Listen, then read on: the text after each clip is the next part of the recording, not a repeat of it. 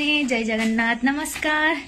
तो भाई गोटे कथा कहवाई चाहिए घरे भी रुह एमाने किसी ना किसी चुगली करेंगे आ बाहर को जाओ पिठी पचरे भो भो करेंगे।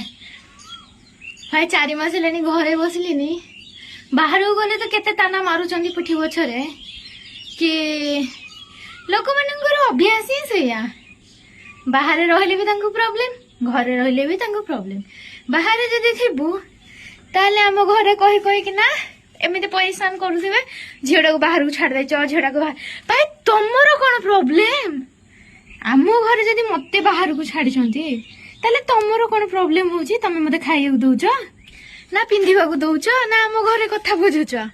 जदि तमे आम किछि भी सहाय्य करि पारुन ताले तमरो कहिबार किछि अधिकार भी नाही। बाहर रहिले तम झील केबे आसीबो केबे बाहागर हबो आ एबे घरे बसची बोले 4 मास हेलानी केबे जिवो एटा कोन केमिति मु बुझी पारुनी तम मानो कथा।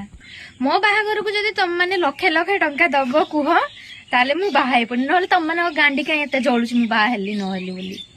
सांग माने सत्य कथा किछि लोक एमिति अछंती पिठी पचरे भो भो करिया तांकर काम नहले तांकर खाइबा हजम ही हबनी राति। बाहर रहिले खाली घर लोक को केते इनकम करके दउची ता विषय जानिया पे एते तत्पर रहउछ तम माने। आ मु जे 4 मास हेलानी घरे बसची टंकेटे भी इनकम ने काई सेतळे तो भाबी पारु नै आंको घर केमिति चालतिबो से तो टंकाटे इनकम करूनी केमिति रहिबो। तो तेणु सांग माने आम घर कथार किछि मुंड पुरेबा दरकार नै आमे जेमिति अछु जहा भी अछु बहुत खुशी रे अछु। देखाबो नेक्स्ट वीडियो सांग माने राधे राधे।